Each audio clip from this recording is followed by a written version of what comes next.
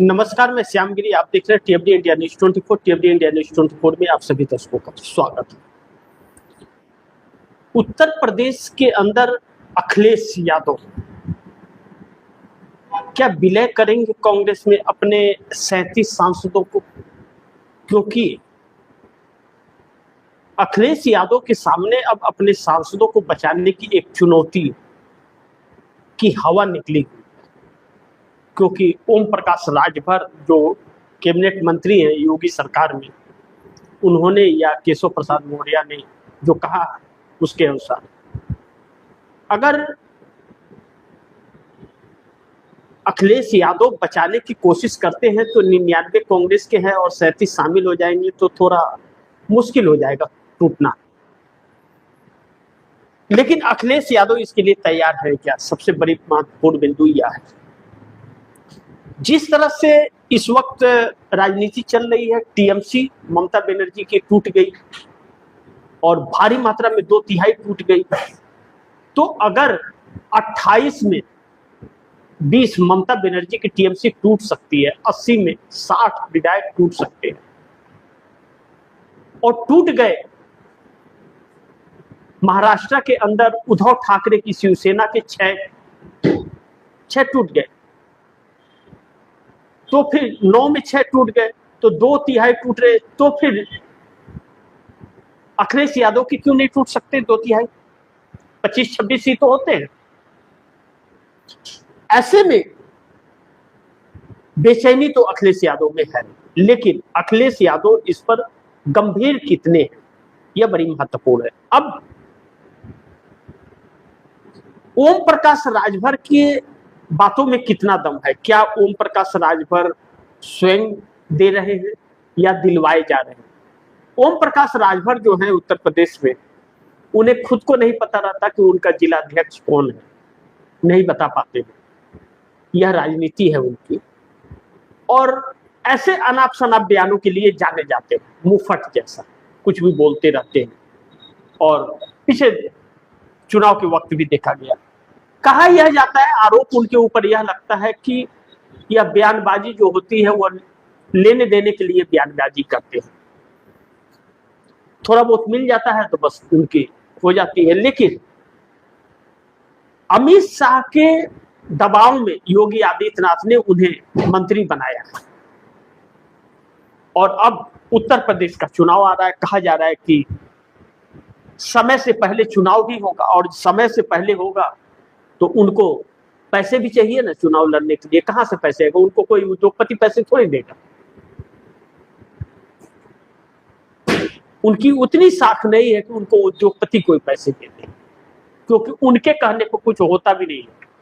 एक अपने कार्यकर्ता को जो शख्स नहीं बचा सकता पुलिस स्टेशन से, वह शख्स किसी पर क्या प्रभाव डाल पाएगा? तो राजनीति में उनकी ऐसे ही चलती है। यह आरोप लगता है, यह आरोप आम जनता की तरफ से लगता है, और कुछ विश्लेषक भी, राजनीतिक विशेषज्ञ भी यह बात करते हैं। अब महत्वपूर्ण यह है कि ओम प्रकाश राजभर और अखिलेश यादव में जमीन आसमान का फर्क है।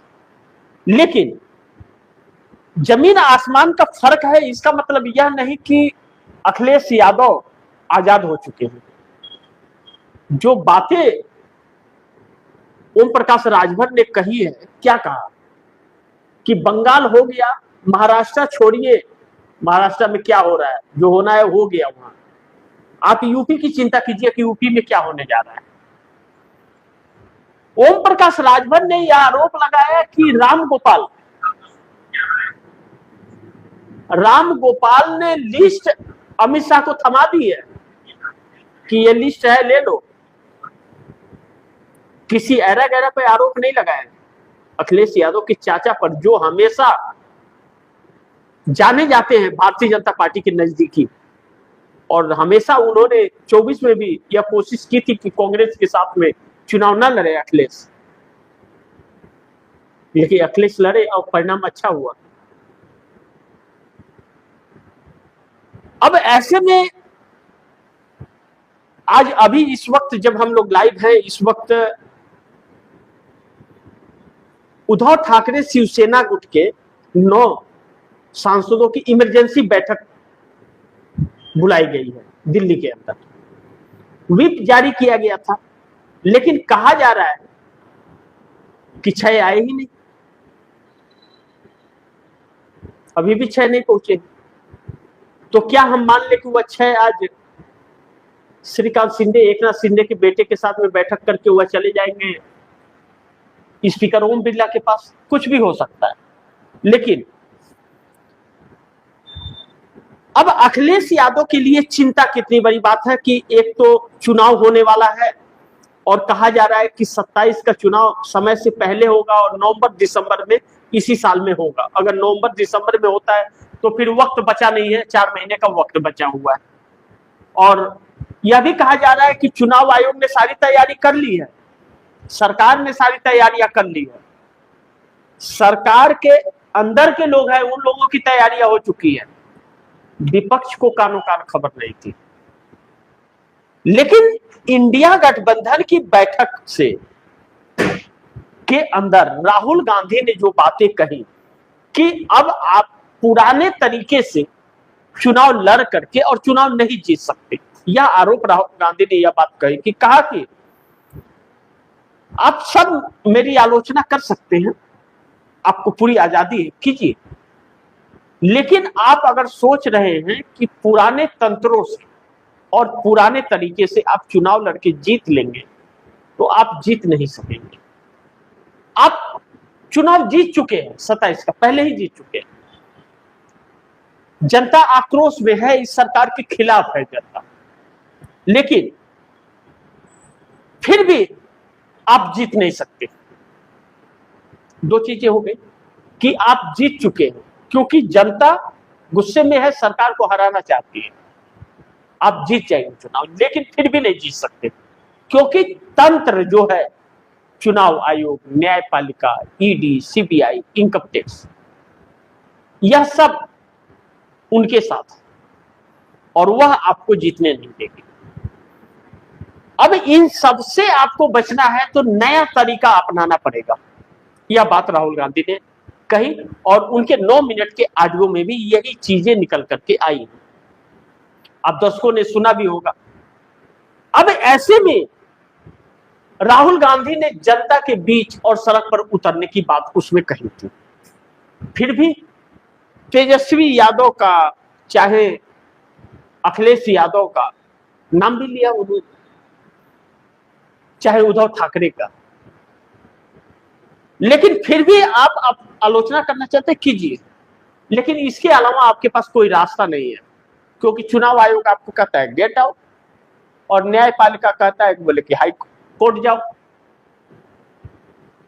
कोई सुनता ही नहीं है। तो फिर आप चुनाव जीतेंगे कैसे?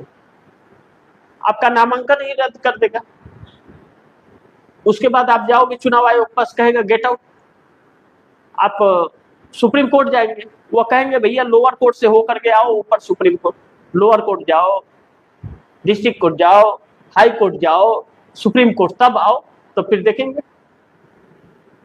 तो आप क्या करेंगे? तो जनता के बीच आइए, जनता से संवाद कीजिए और उनकी आवाज बनिए, उनकी आवाज ही सरकार को चुनौती दे सकती है। तो कोई एसआईआर, कोई तंत्र पंत्र कुछ भी काम नहीं करेगा। लेकिन कोई तैयार नहीं हुआ, अभी तक नहीं तैयार है। लेकिन अचानक राहुल गांधी कोटा पहुंच जाते हैं राजस्थान और वहां जैन जी से चर्चा करते हैं, तो वह इंडिया गठबंधन की बात नहीं करते, सरकार के मंत्रियों की बात नहीं करते, किसी राजनेता का नाम नहीं लेते, प्रधानमंत्री मोदी का और अमित शाह का नाम नहीं लेते। वह सरकार को कहते हैं कि यह सरकार की खामियां हैं, यह सरकार आपके जीवन के साथ, आपके भविष्य के साथ खिलवाड़ कर रही है और प्रेजेंटेशन देते हैं कि सरकार का बजट क्या है शिक्षा को लेकर और आपका खर्च कितना होता है और पेपर लीक से सरकार को फायदा क्या होता है, बस इस 3 चीजों पर।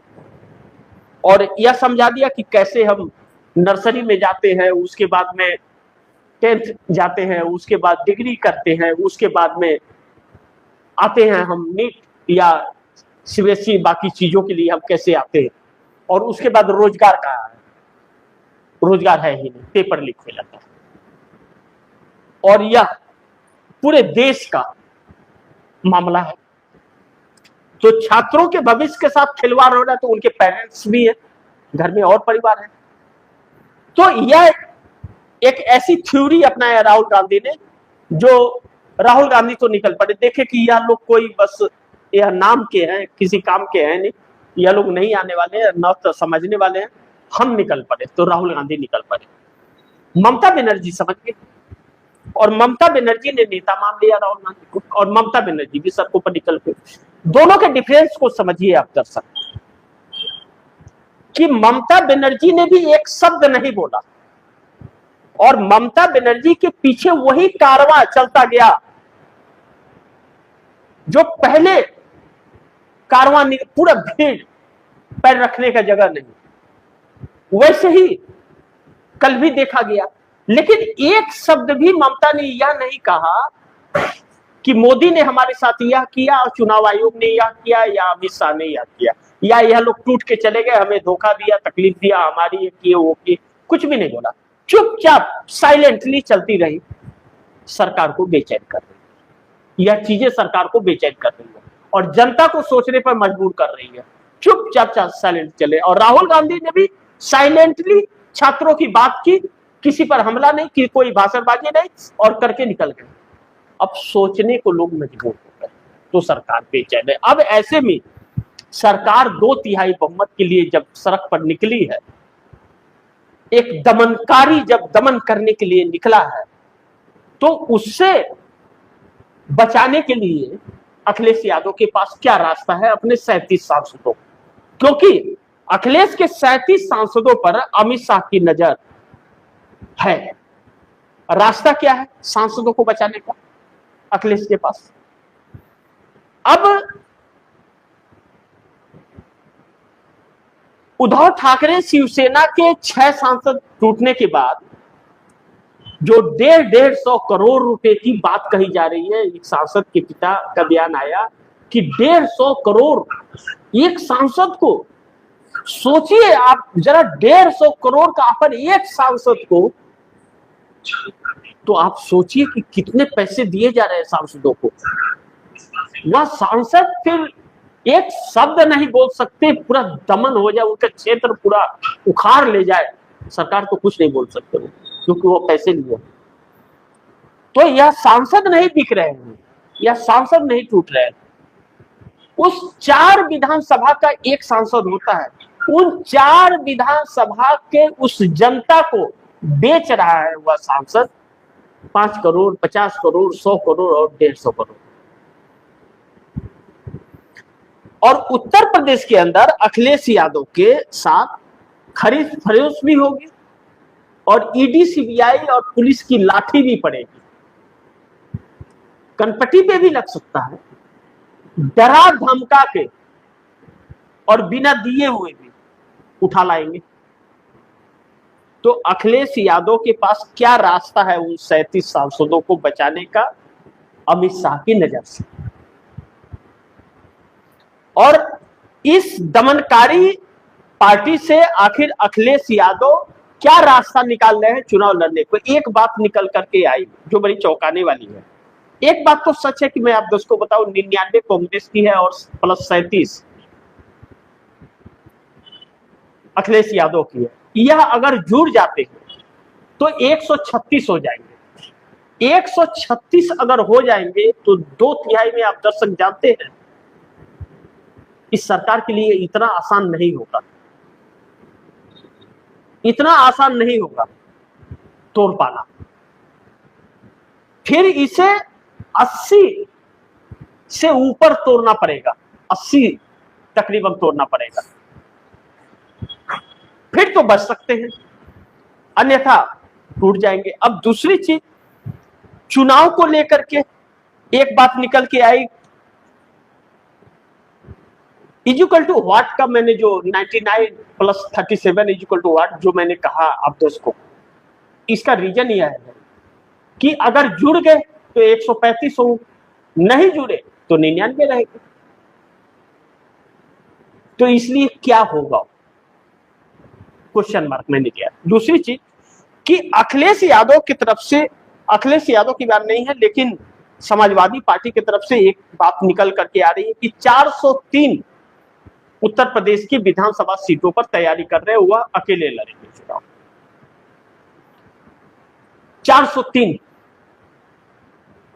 अखिलेश यादव किसी गलतफहमी में न रहे। यह तंत्र उपचुनाव में वह देख चुके हैं कि किस तरह से वोटरों को पोलिंग बूथ तक जाने से रोका गया, और वह देख लिए हैं कि दो युवाओं की जोड़ी 24 में क्या कमाल की है। अगर गठबंधन तोड़ के अकेले चुनाव लड़ने की कोशिश की अखिलेश यादव ने, तो अखिलेश यादव का पूरा वजूद इस बार चुनाव में खत्म हो जाएगा, और फिर पार्टी में भगदड़ मच जाएगी अखिलेश यादव की। यह बात अखिलेश यादव को ध्यान में रखना चाहिए, और भारतीय जनता पार्टी यही चाहती है कि वह अकेले चुनाव लड़े, कि भारतीय जनता पार्टी के रास्ते आसान हैं। कांग्रेस से दूरी बनाए, और कांग्रेस से दूरी बनाने का मतलब है समाजवादी पार्टी का अब खात्मा शुरू हो जाएगा। 10 साल सत्ता नहीं रही है, और क्षेत्रीय पार्टी है, उन्हें पार्टी फंड के लिए खर्चे चलाने मुश्किल हो जाएंगे। तो ऐसे में अखिलेश यादव के लिए बहुत बड़ी चुनौती उत्तर प्रदेश है कि वह पहले अपने सांसदों को बचाए और उसके बाद चुनाव की नई रणनीति बनाए और सड़कों पर उतरे। अब प्रेस कॉन्फ्रेंस और बयानबाजी से जीत नहीं मिलेगी, जीत सड़कों पर आना पड़ेगा, जीत चाहिए तो, और इस सरकार को खुली चुनौती देनी पड़ेगी, तब जीत भी मिलेगी, सरकार भी बनेगी और सीएम भी बनेगी। बाकी देखते हैं कि ये लोग करते क्या है। जो भी होगा सीधा आप दर्शकों को तक मैं लाता रहूंगा, लेकिन आप दर्शकों की क्या राय है, क्या सुझाव है, कमेंट बॉक्स में जरूर दीजिएगा। और आप दर्शकों की एक चीज बताओ कि रीच को रोक दिया गया है, नोटिफिकेशन में हो सकता है आप बहुत से दर्शक पास न जा रहा हो, तो आप दर्शक समय समय पर लाइव कार्यक्रम को सर्च करके जरूर देख लिया कीजिए। 10, 10:30 बजे, 12:30 बजे, 3:30 बजे और शाम 6:30 बजे और रात 9 बजे ब्रेकिंग खबरों के साथ। तो आप दर्शकों से गुजारिश है इस खबर को ज्यादा से ज्यादा शेयर कीजिए, अपने दोस्तों को भी कहिएगा आगे शेयर करें, और आपने टीवी इंडिया न्यूज़ 24 को सब्सक्राइब नहीं किया सब्सक्राइब कर लीजिए, अपने दोस्तों को भी कहिएगा सब्सक्राइब